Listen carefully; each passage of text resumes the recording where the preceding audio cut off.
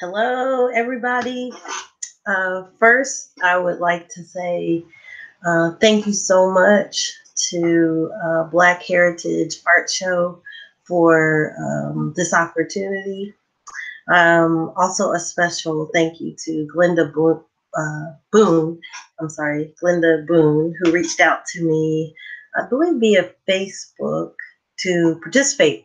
And first, I would just like to say this is a really, really cool and innovative idea to bring talented people together, and the power of social media is allowing that to happen.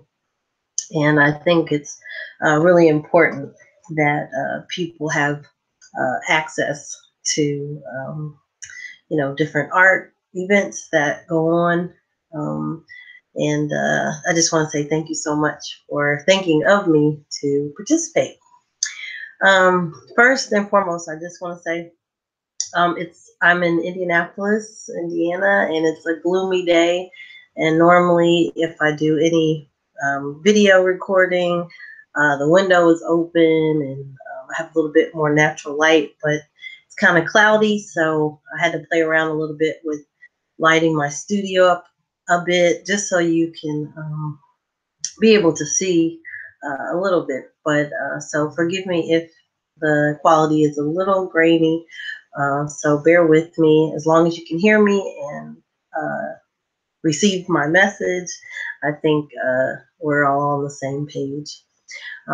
So let me introduce myself. My name is Rebecca Robinson, and let's see. My married name is Williams, Rebecca Williams, but in the art world, everyone knows me as Rebecca Robinson.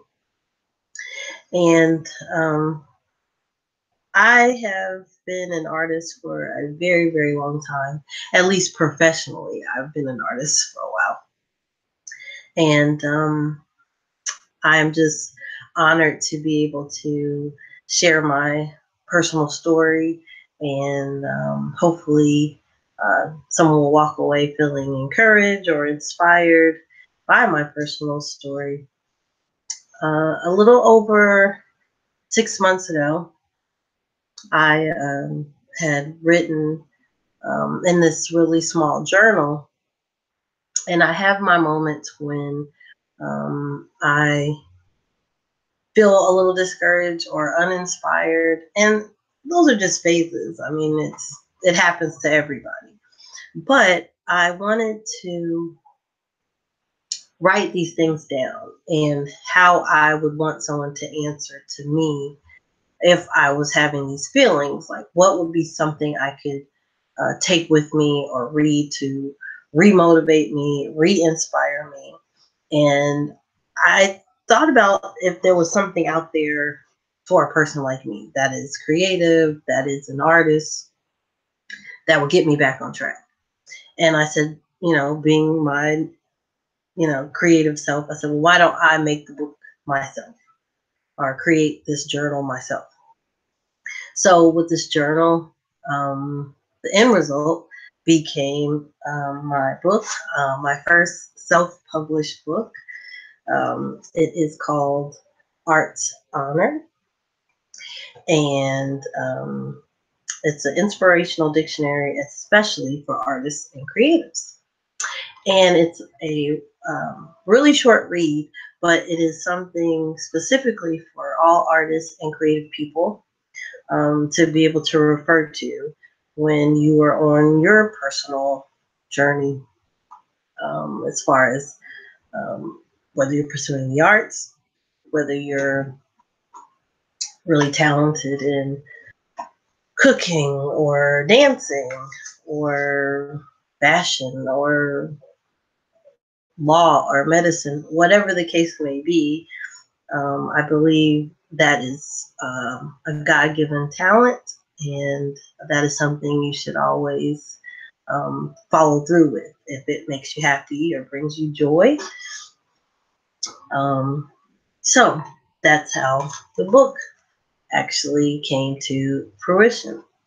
And so before I get a little bit more into this and why I'm here, I just want to talk a little bit more about how I got started and where I am now. Let's see. After high school, I went to high school in Indianapolis, and I remember taking art classes and things like that. Um, I was always really good at creating things. And I wasn't one of those kids that knew in high school exactly what I wanted to do.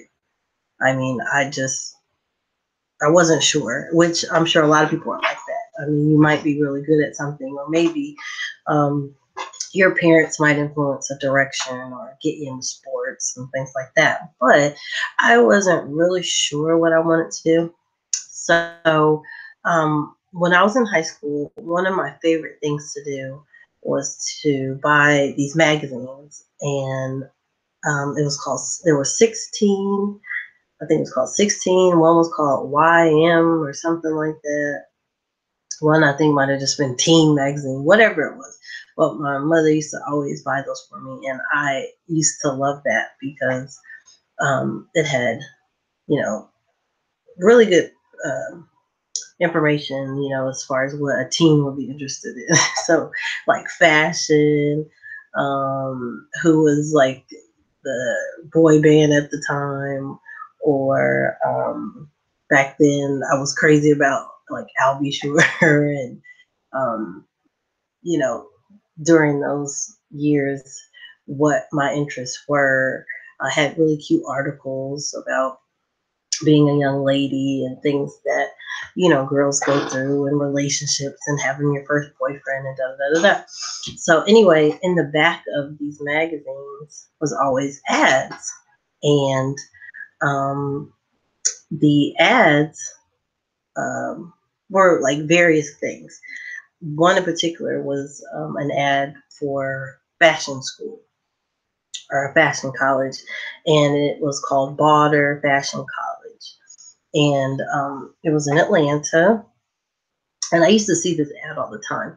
So when it came around for me to decide what I wanted to do after high school, I decided to apply to Water. I also applied to FIT, which is the Fashion Institute of Technology in New York.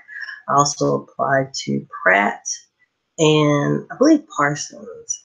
But being that young, I, which was probably a great idea because the investment to go to those particular schools would have been a little bit higher, and then I wasn't really sure, you know what I mean, what I wanted to do. Water seemed to be a little bit more cost efficient, and I think I still wasn't 100% sure what I wanted to do, so it really kind of worked out. So what I did is I spoke to Miss Lanier, and I'll never forget Miss Lanier. I had a phone interview, and she asked me, questions about, why did I choose this school? Why did I think I would be a good fit?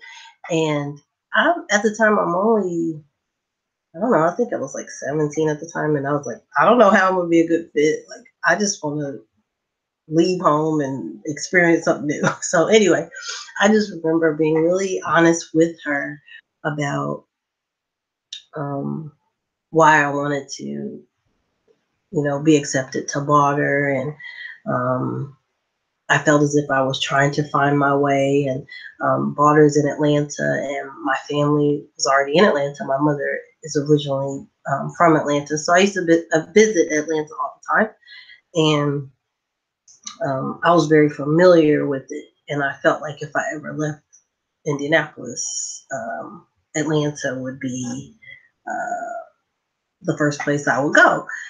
So anyway, long story short, Miss Lanier said she would be honored to have me, and she said just expect a letter in the mail and da da da da.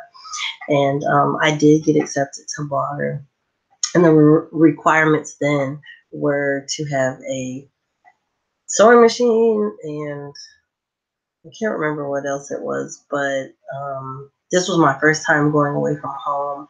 And I remember my father bought me my first sewing machine, and I still have that sewing machine to this day. And it has never failed to be. Like, it has been a great investment. But anyway, so I ended up going to Barter, and it was a 2-year program, and I majored in fashion design, fashion merchandising, and like my minor was like modeling or something like that.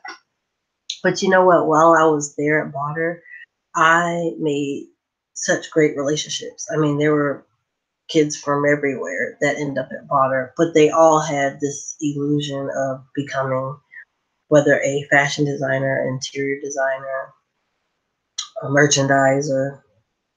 And the reality of it was that you just because you pay to learn those skills does not guarantee you really becoming a designer in the fashion world.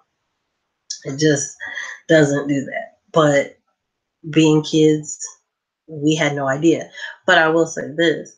I do know how to sew on an industrial machine. I know how to make my own patterns. I know how to drape. I know about merchandising.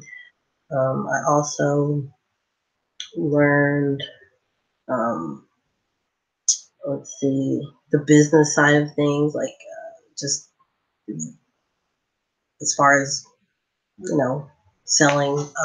If you were to be a designer in real life, how to sell your product and marketing and things like that.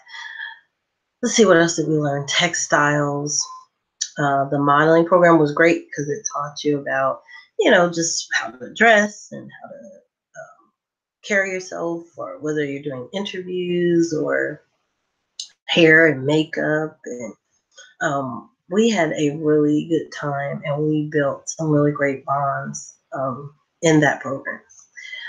So after I graduated from Bonner, I have to say I wasn't really fulfilled academically. I still was a little unsure exactly the direction I was going to take. So I definitely wanted to pursue higher education. And one thing while at Barter, which is in Atlanta, and in Atlanta you have, Clark University, Morehouse Spelman, these really great schools, Emory, Georgia Tech. All of these schools had, football teams and homecomings and, a campus. I mean, Barter had a campus. It was small, and I lived on campus, but it wasn't like that college experience that I thought, or I was expecting. I got what I wanted from being at Barter, but I was a little bit um, in awe of the kids that were going to the other universities. So if I fast forward a little bit, I decided to apply to an HBCU, historically black college and university, and I applied to several. I think Howard, Hampton, Clark.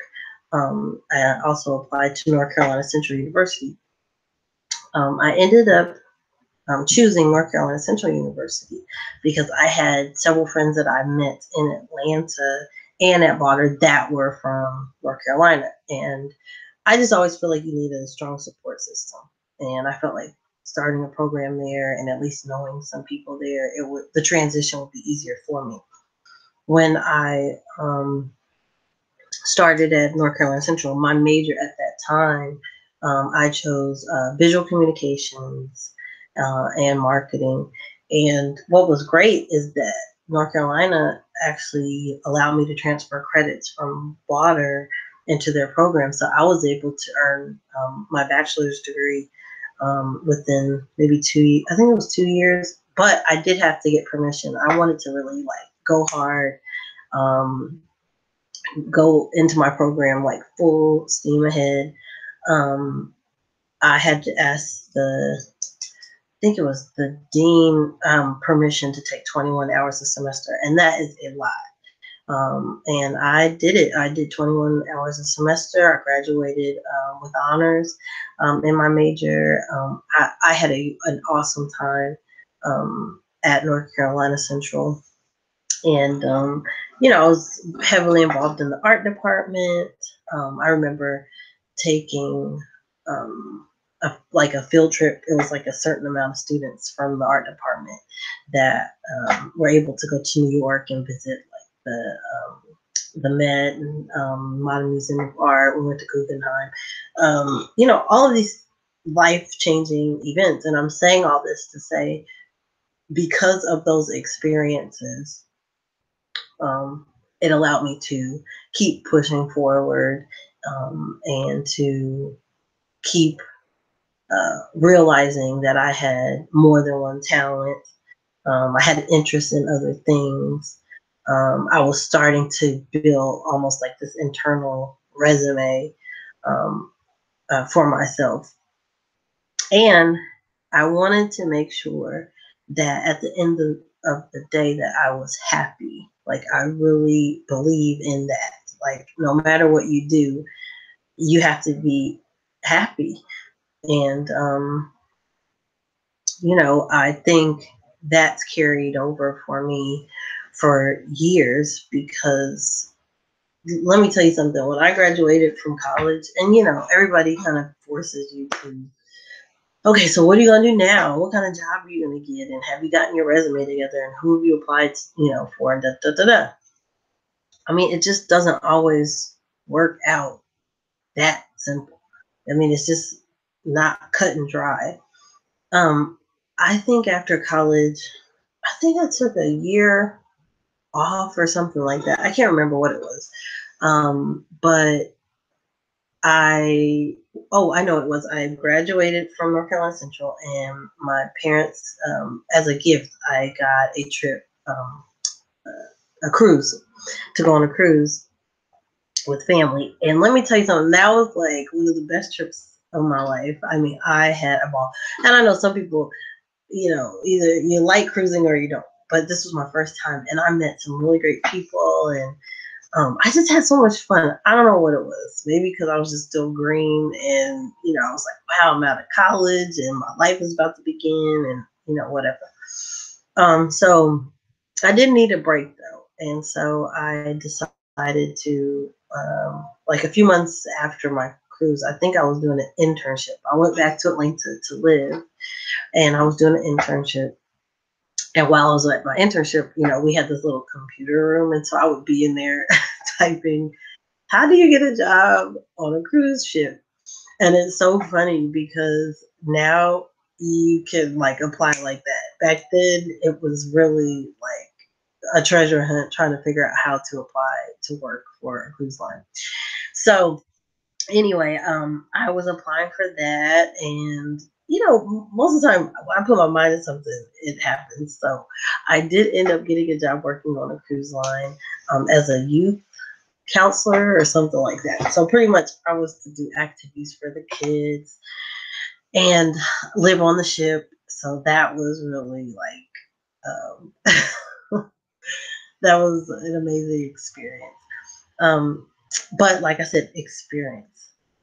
So now I've charged that to, I've added another notch to my belt of experiences.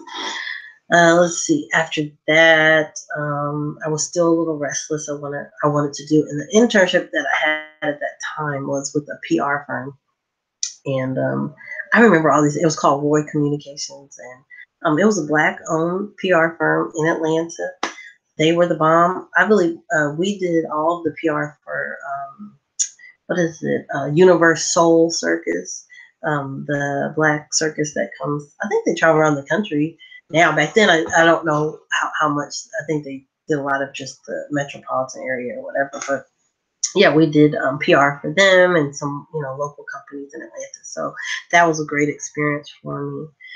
Um, and then I ended up having several jobs after that. And my thing was, after I've had that job, if I started to get anxious or feel like I wanted to, I don't know, move on to something else, I did. That's just how I roll. If I wasn't happy or if I felt like I was dreading getting up going to that place, I would move on to the next thing. So I've had probably so many jobs. It's ridiculous. I mean, I have done from, and these might have been just part time stuff too. Like I used to do flower delivery, dog walking. Um, I worked, like I said, in PR. I've done concierge work. I used to do college admissions. Uh, I could not really. We would be here for another hour if I gave a list of all the jobs that I've done. Which that might be another episode because that is hilarious. I would actually probably do a series about all the funny jobs that I've had over the years, but every single one of those jobs has taught me something. So I have my little notes here so I can stay on track. And just to say, this is my first time using Google Hangouts, so I'm very new to this.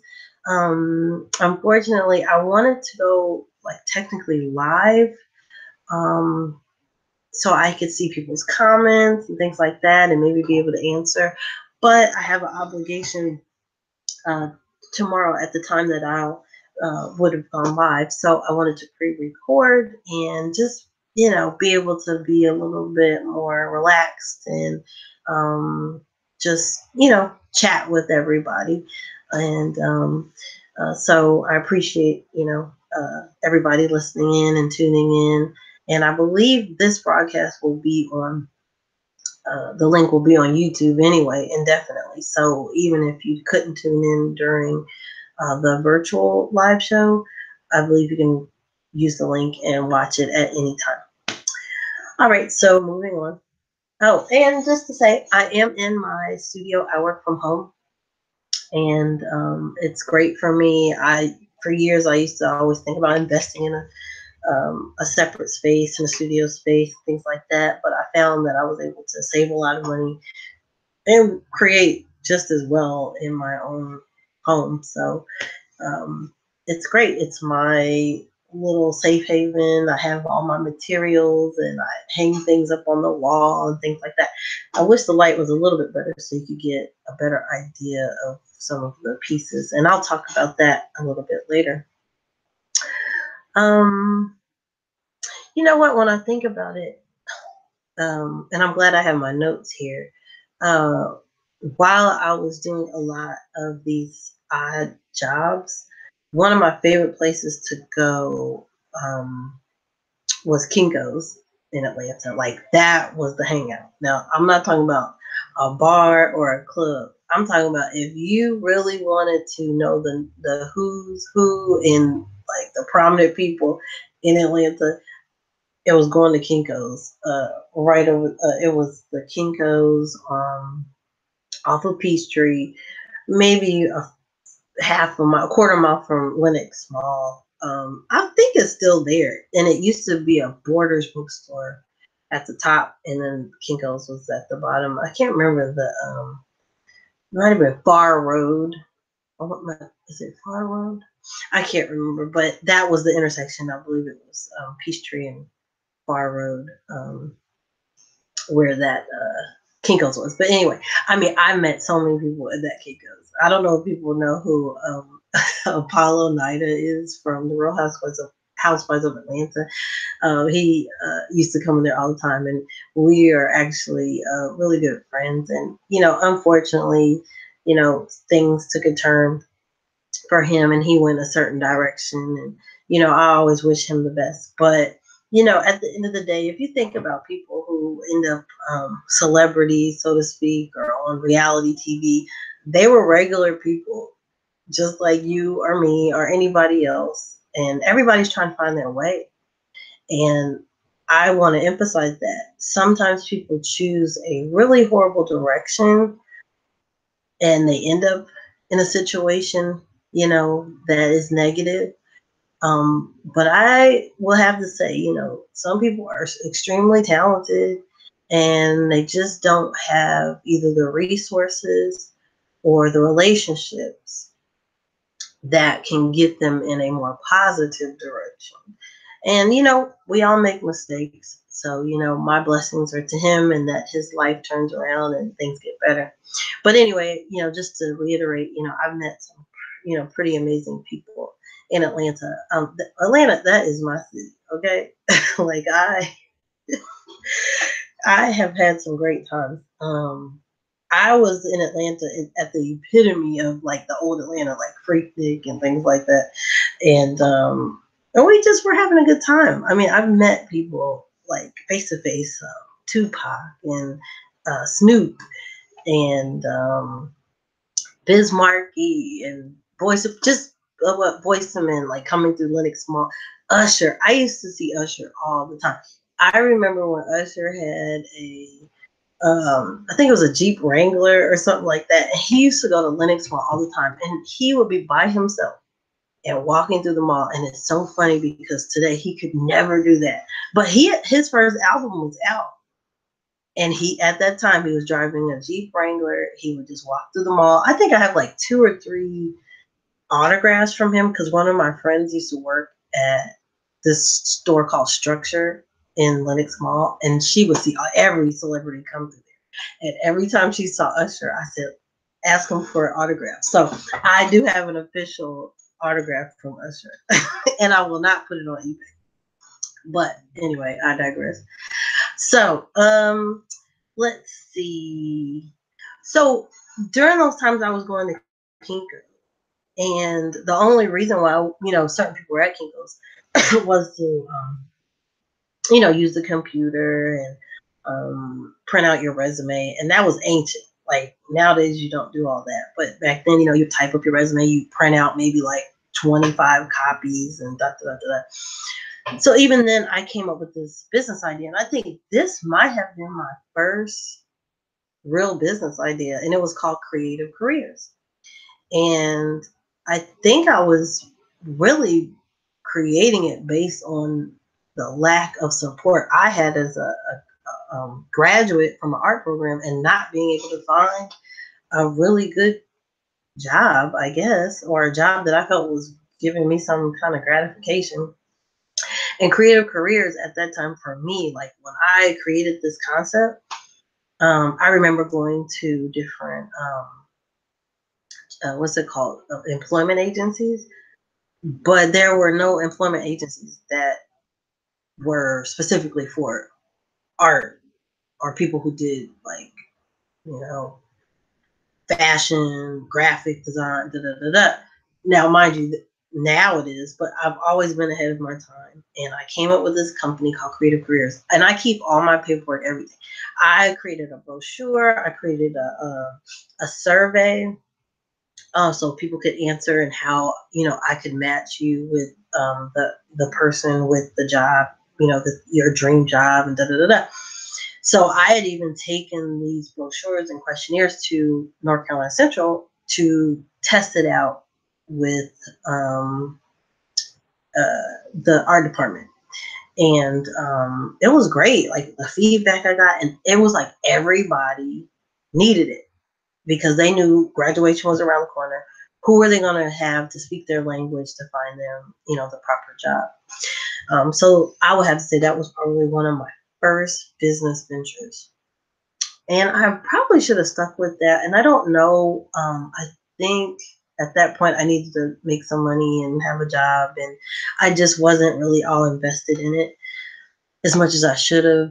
But I never gave up on it. It just kind of went on the shelf. So let's just say that.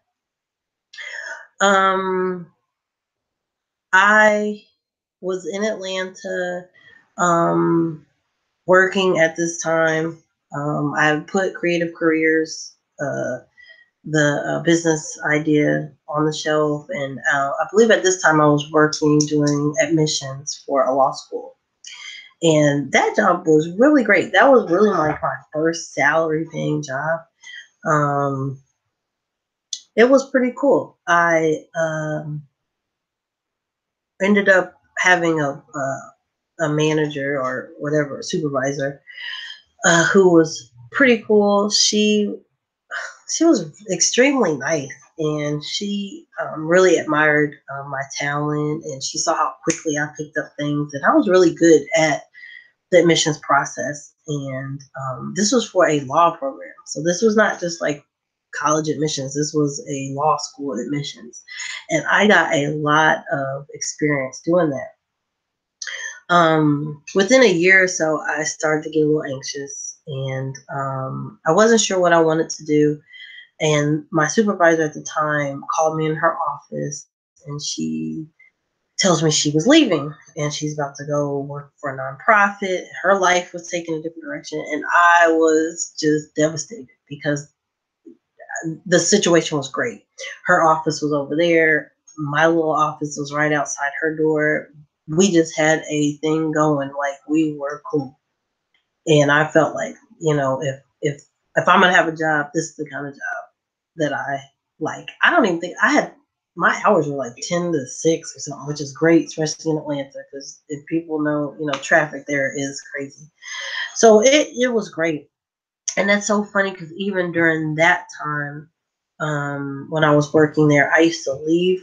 I used to walk from the John Marshall Law School. That was the school I was doing admissions for.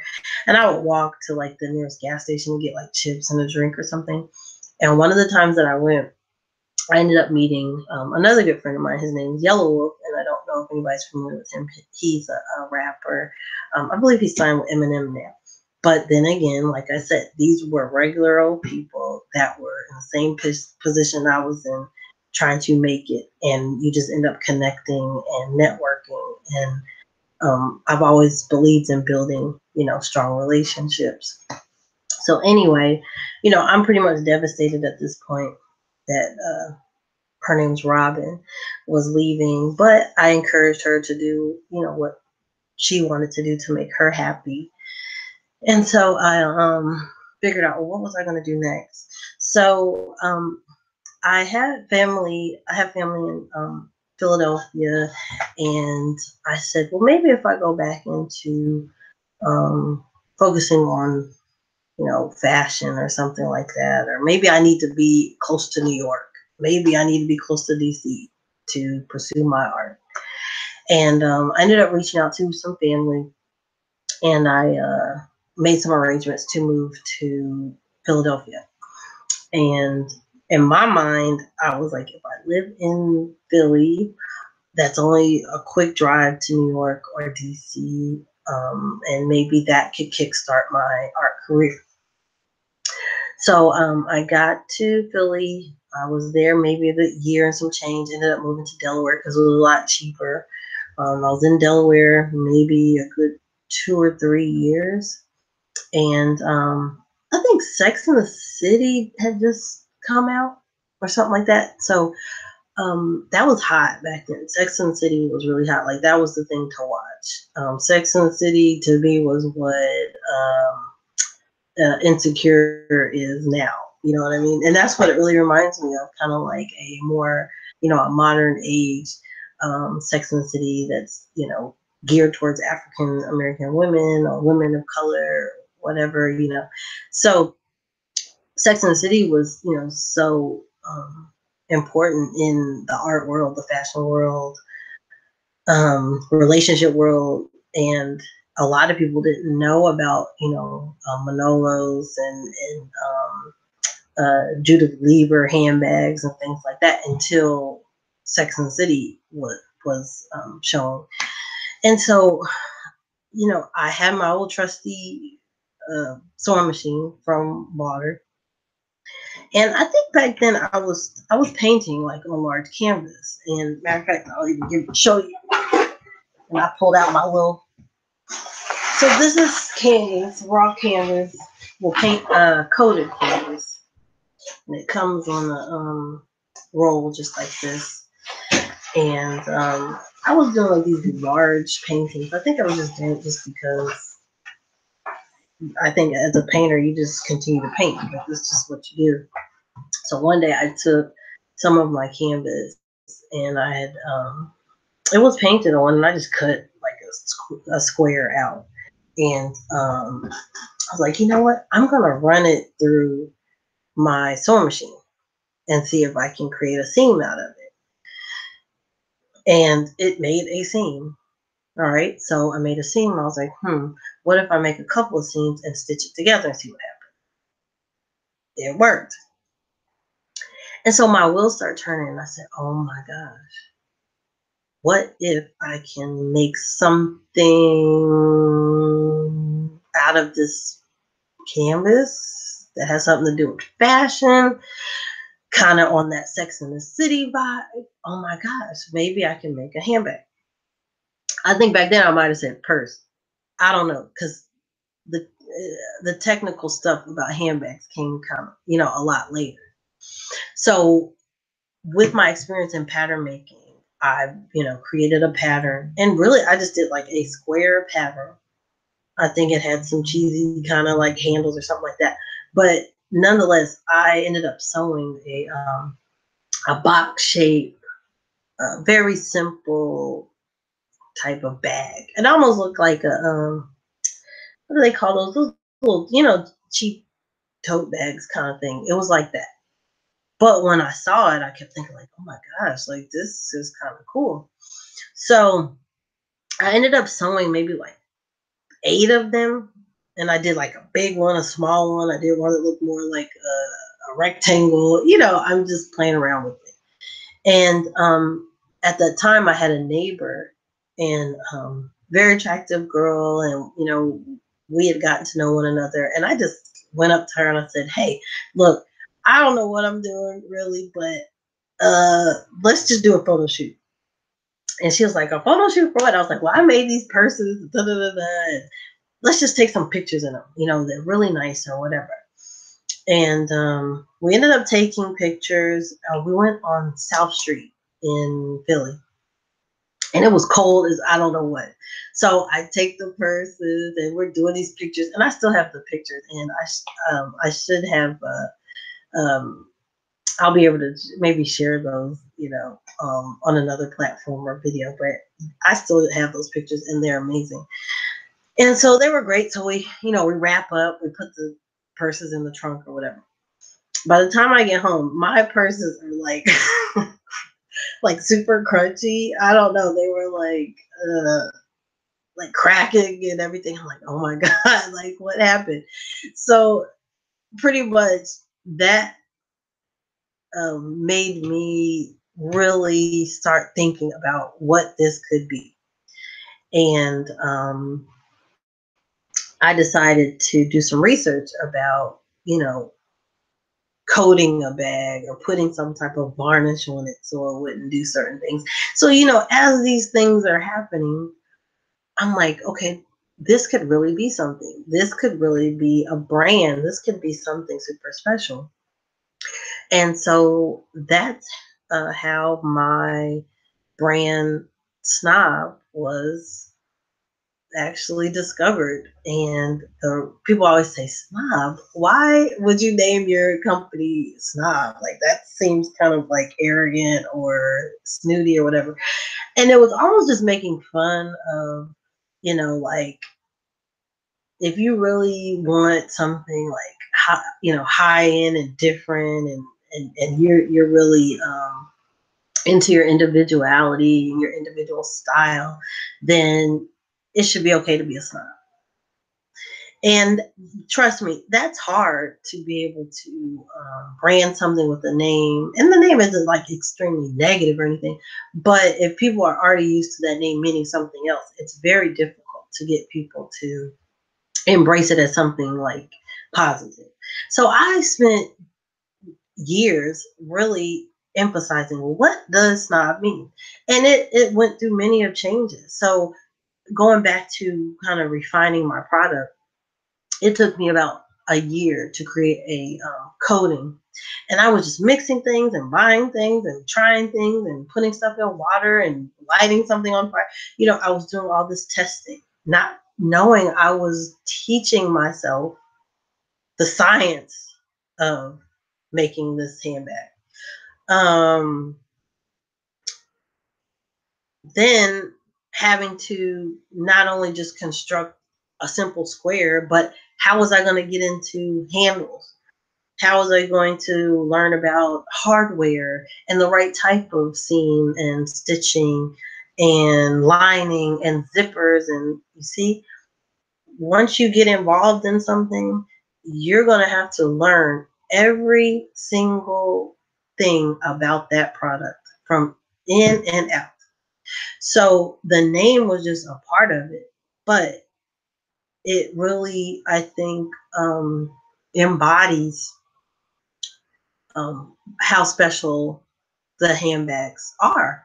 So, you fast forward a couple of years, I'm getting better with this bag thing, this handbag thing.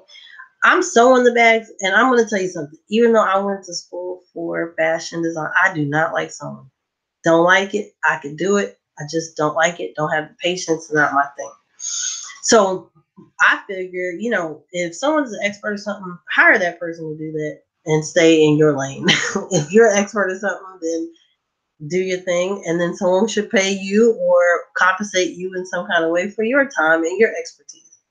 So I found someone that has expertise of sewing beautiful handbags. And let me tell you something. That whole process of finding a sewing contractor, I mean, that I started that process back in 2005 or six, and it is not easy. Okay, it was not easy. These companies are used to larger brands, big time money. So when you come along as an independent artist or business owner, and you're like, "Hey, I just need one this and one that," they're like, "Okay," and they're going to, sometimes take advantage.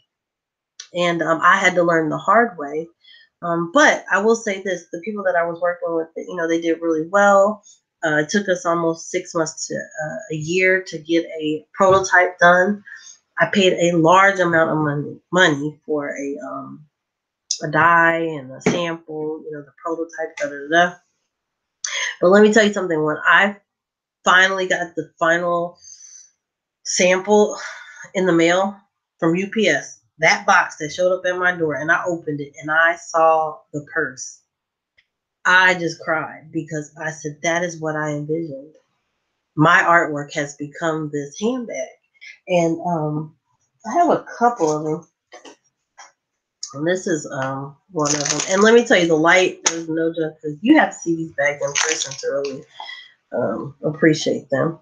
But this is one of my clutches, all original artwork. And I paint on canvas, cut the canvas, have it sewn into the handbag. Okay, so a lot of people for years thought I was buying a bag, painting on the bag. No. So, and I sign everything. I always put my signature in there. So anyway, um, going through that whole contractor process was very difficult and challenging. So I think I stayed with that contractor a good 5 years. The only thing was, if you're not doing volume, then what do you do? You know what I mean? It's like things just kind of sit, and you hope and you pray, like, okay, maybe this company is going to order 3,000 of this and 3,000 of that. The issue is I'm doing custom work. So, I'm not going to be able to paint 1,000 of anything, at least where it looked nice. So, but anyway, that whole manufacturing process is something that you have to learn, and you have to understand contracts and legal things, and you have to protect yourself. And that's another thing. Even with a trademark, I had to file my own trademark, and learning that process. When I filed a trademark back in 2001, it was all paperwork. It was all handwritten and mailed and whatever. And I had to go to Virginia to search for my mark for snob. And one reason why I named it snob, and I spelled it PSNOB, the word SNOB had been trademarked hundreds, maybe thousands of times. Not one person thought of putting a P in front of it and saying it was silent so I could own the name. But anyway, I had to mail that paperwork in for a trademark. Today, you can just go right onto a website, know your information, do an electronic filing. They even charge less to do it electronically versus paper. You can still do it by paper, and I think it's probably about $600 or $700. You do it electronically, I think it's maybe half of that. So things have come a long way. But because I had to go through that grueling process, I had to learn. Um, let's see. And the reason why I'm sharing this is because I have an hour to really speak to everyone, but I'm bringing this full circle to really talk about what my book, An Arts Honor, is all about. The next thing, creating my brand snob. Back then, I'm probably looking at it like when I first started, I'm looking at it like, okay, it's my business name. My purses are called Snob. I did not understand how much branding was really important. When you're branding, you have to research, you have to know your competition. You have to really stop taking for granted, like, oh, I'm the only one that's doing this, because there's nothing new under the sun. You know what I mean? To me, it's just the job of creating a new niche. That's all I gotta say. Now, the purses that I do, I've seen it emulated, and that's cool. But unless it is a snob handbag and it's been touched by me, I'm the only one that does the process that I do, and I'm the only one that knows how to do the process that I do because I invented it. So the only thing new under the sun that I've done is I recreated how to make a handbag out of my artwork. So, and that is valuable. That is intellectual property, and you have to protect things like that. Cost and budget and having capital. A lot of people, you don't have an extra $10,000 or 20 or 50 or $100,000 to start a business. And to be honest, I don't really care how much money you have. A good product is a good product, and a bad product is a bad product.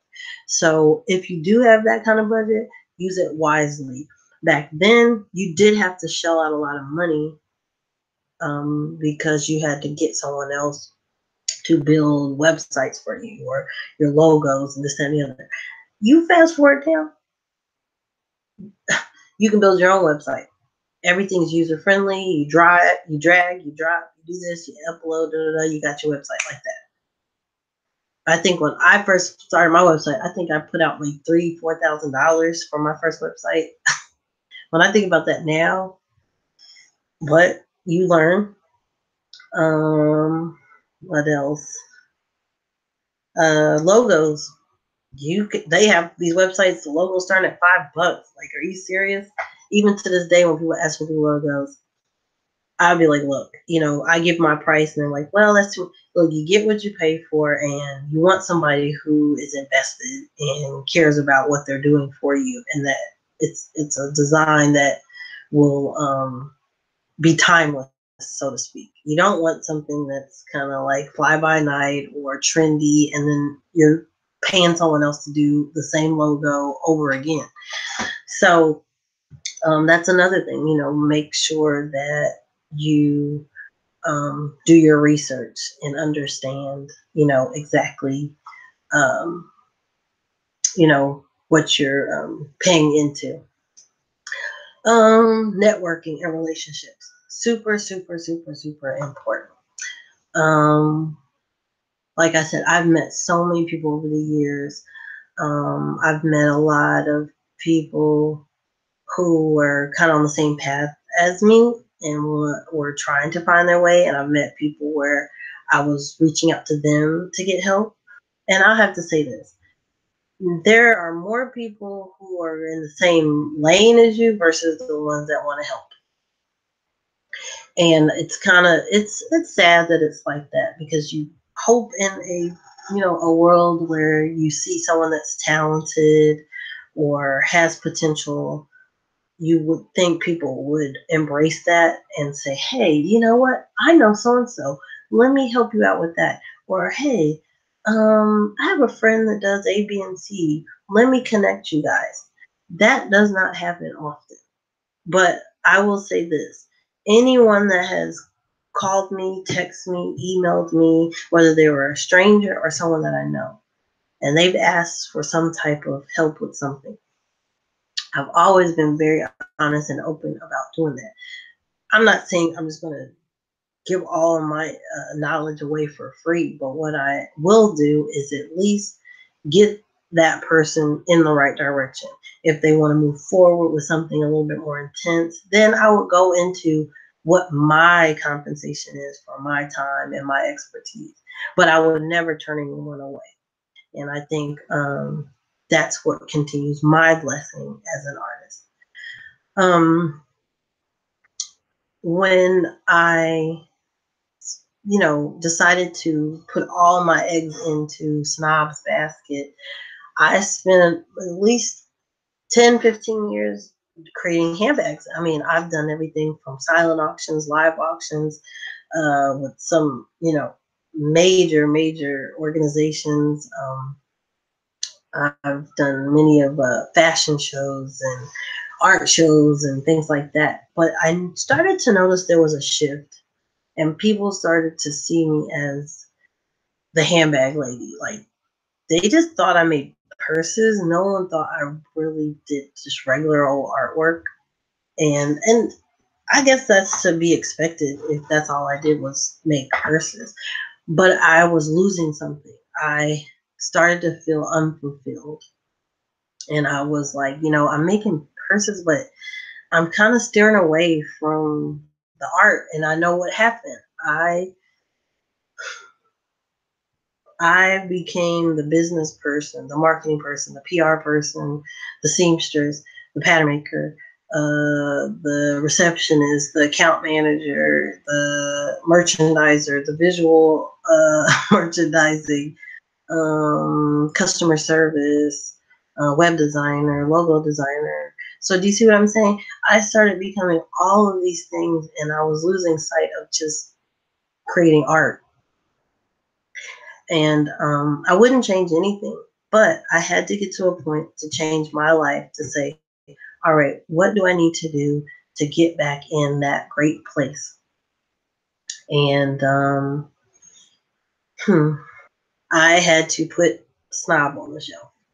And a lot of other people may not have known that or seen that really happen, but I had to do it.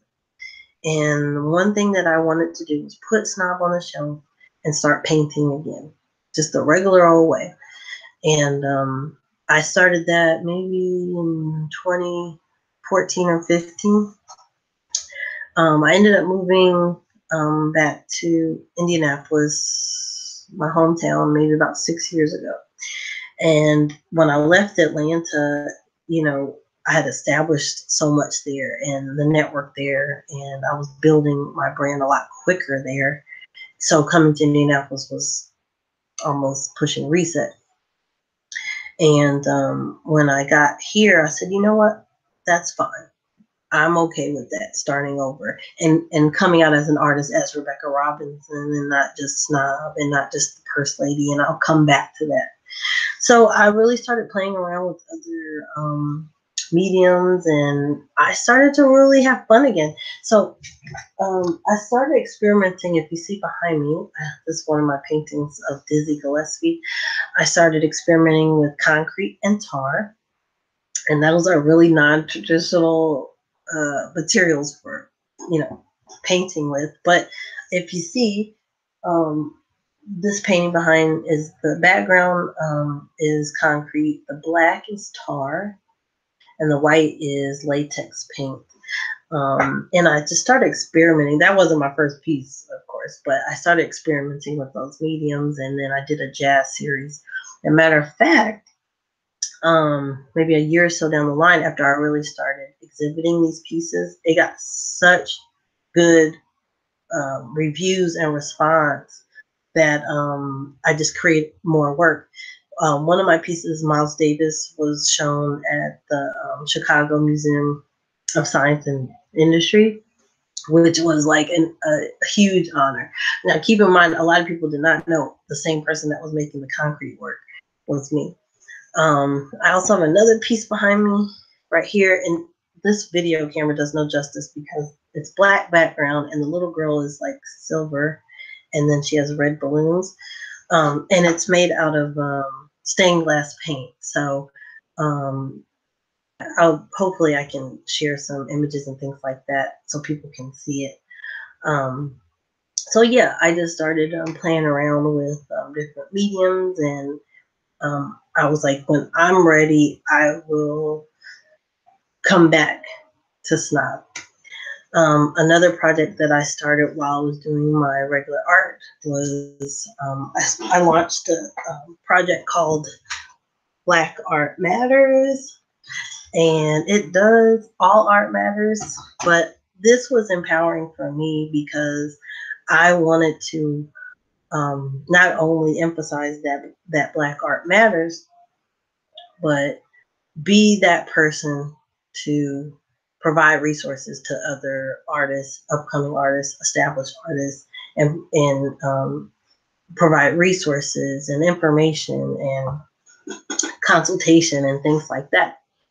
Because I always put myself in a position where I say, well, if I would have had that, where would I be? Or maybe the struggle wouldn't have been so hard.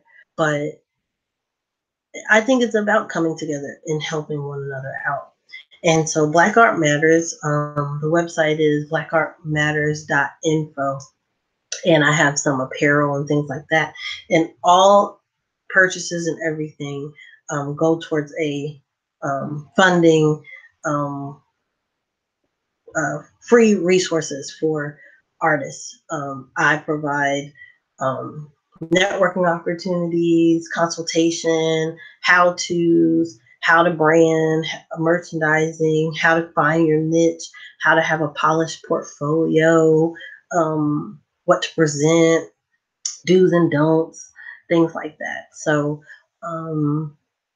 putting that on the shelf allowed me to focus on some other things that I was, you know, talented in, and being able to reach more people.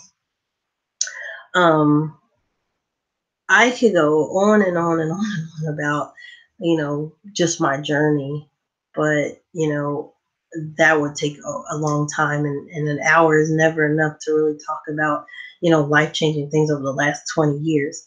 And I wanted to start as much as I could from the beginning to bring me to where I am now.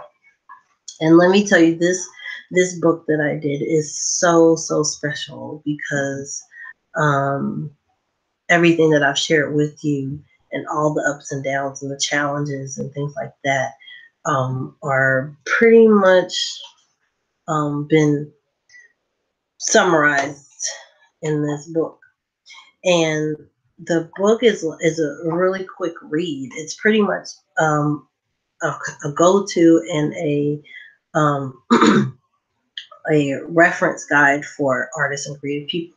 And I will reiterate, this is not just for someone who paints or draws or sculpts or anyone in fine arts. Or this is for anyone who has a passion for something.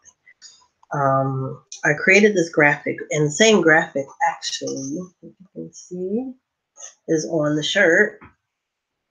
Black Art Matters. And let me just mention a couple of the graphics. So I have a dancer, someone who sings, someone's in theater, a photographer, YouTube personalities, fashion, medicine, culinary, athletes, science, people that are teachers or filmmakers, let's see, computer savvy, anything that brings you some type of joy and gives you a rush to do. I believe all of those things are art related. The name Art's Honor means honoring that. And let me read this. Art's Honor is an inspirational dictionary, especially for artists and creatives. Art's Honor is a handbook written for those of you in the arts to help nourish your gift of creativity and to help you stay true to your muse. The promise to continue being creative is an honorable one. You are gifted, you are unique, you are an artist. So that is the main reason why I wanted this book, because 5 years ago, 10 years ago, if I had a resource that would give me a little push or give me encouragement to keep going, to keep trying, um, things could have been a lot different. But sometimes it takes, whatever those experiences you have to be that trailblazer or to be that person to start the ball rolling. And I want to take responsibility and make sure that people support the arts, all arts, Black artists. Show these people want to make a living doing something they love, and they should not be shunned for that. I remember being in high school, and a friend of mine, we were all preparing to graduate, and his mom asked me, oh, so Becky, what do you want to do when you get out of school? And I was like, oh, I'm not sure. I think I want to do something, in the arts. And she said, well, you're not going to make any money doing that. You're not going to get a real job doing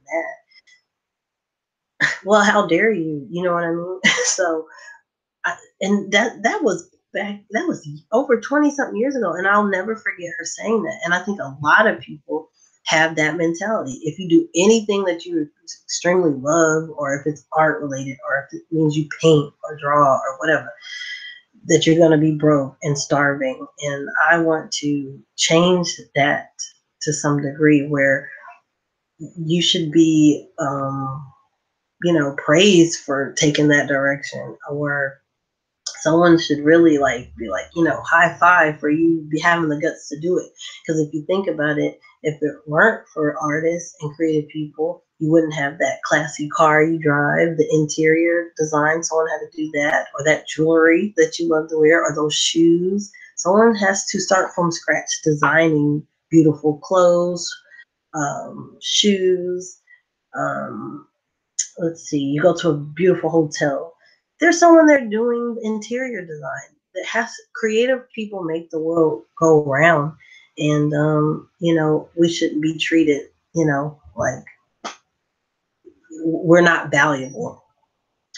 Um, this book is a dictionary from A to Z of my personal definitions of what these particular terms mean to me, and I'm passing it forward.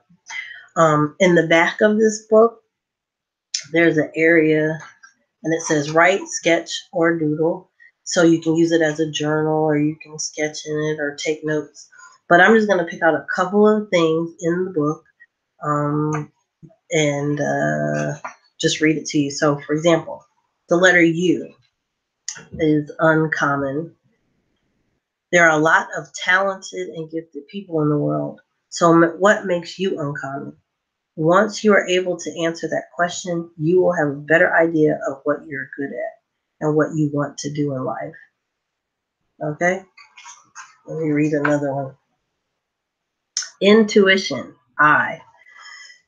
If your intuition speaks loudly enough, trust it. It will never fail you.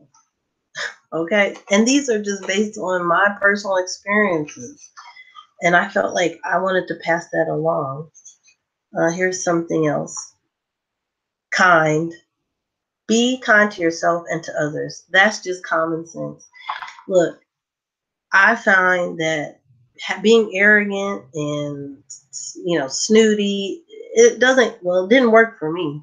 But being kind and having respect, or politely saying no, or someone being out of line and you part ways, there's a kind way to do it, and it's gotten me pretty far in my art career. One more, because I don't want to give away the whole book. The letter V is vent. We all need someone to vent to. The key is to find someone who appreciates listening to your ups and downs. After you're able to get your concerns off your chest, thank the person who lent you their ear. When you go through your personal hurdles, you have to have someone to talk to confide in. And not just a person to talk to, but someone that is willing to encourage you and to keep you motivated. Don't just waste your time talking to someone that's going to be like, girl, or, I told you about doing that, or I told you shouldn't have gone into this and that, or shouldn't have spent the money on that. Mm-mm. Find someone who will listen, but who will always encourage you to continue to keep going. I want to wrap up here because I believe I'm going to be hitting my 1 hour mark, but I just want to make sure I covered as much as I could. If people really enjoyed this video, maybe I will start doing a live broadcast on my channel, maybe every week and covering some things. Maybe I'll pick out a word each week or something and, elaborate on that. You can find my bio, I believe, within this video. And let me give you some links. And for everyone that was so kind to listen, I have a discount code for everyone for the book. So if you and the link to get the book is also in the video in the description, I believe. So if you go to that link and put in discount code BHM 2018, and the BHM stands for Black History Month. So BHM 2018, and you'll save 10% on this book. It's only $9.99. The book is also available on Amazon and Barnes & Noble, but if you order directly from the link that I provided, you can get that special 10% discount. My other websites are, my main website is snob.com. That's PSNOB.com. Remember the P is silent. And just so everyone knows, if you want to know the meaning of snob, snob is the epitome of art, fashion, and culture. And that is everything that embodies an artist and what art is all about. Again, Black Art Matters. Please go in there and show your support. Rock your t-shirts. I got sweatshirts, things like that. Your purchase goes towards helping other aspiring creative people. And that's blackartmatters.info. Let me see what else. Well, I would just, it's never enough time to talk about everything, but I've had so much fun. I hope everyone enjoyed my broadcast. I look forward to meeting people. Please feel free to inbox me, instant message me. I am on Twitter. My Twitter handle is at snob, PSNOB. Facebook, same thing. Just search PSNOB. Let's see what else. Instagram, PSNOB. And Arts Honor also has Instagram, Facebook, things like that. So whether you just Google it or just put in the word snob, I will come up. On YouTube, if you put in the search box snob, some other videos will come up. I really look forward to making some more relationships and new relationships. And like I said, I am super approachable. I love talking to people and meeting new people who are excited about something that they're embarking on. And I'm just here to wish everybody well. And to all the people who took the time to listen, I appreciate it. And I am super honored that I could be a part of this virtual art show. And let me just say one more thing before I exit is that it takes people like Glenda Boone and coming up with ideas like this. And let's just say only a certain percentage of people who participated, and you were hoping for more participation or someone backed out or someone wasn't able to do it.